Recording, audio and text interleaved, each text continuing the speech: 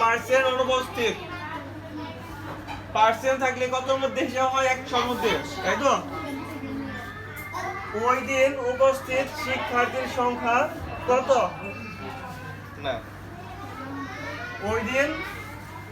ওই দিন কি বিদ্যালয়ে উপস্থিত শিক্ষার্থীর সংখ্যা কত?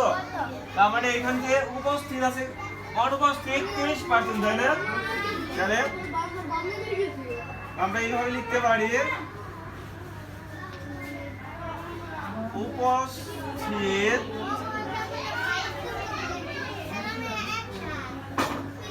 শিক্ষার্থী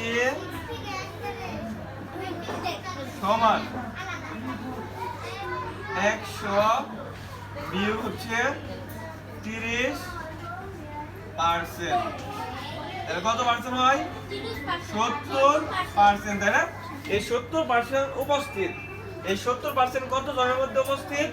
100 জনের মধ্যে। আর টোটাল শিক্ষার্থী আছে আমাদের কত জন? 80 জন।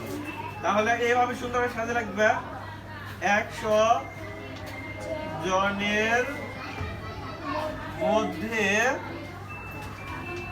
উপস্থিত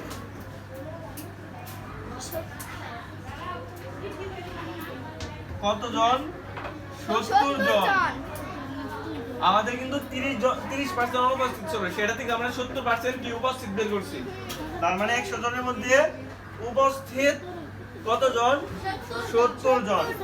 এক জনের মধ্যে কি কম হবে না বেশি হবে বলো তো? এক জনের মধ্যে কম হবে না উপস্থিত?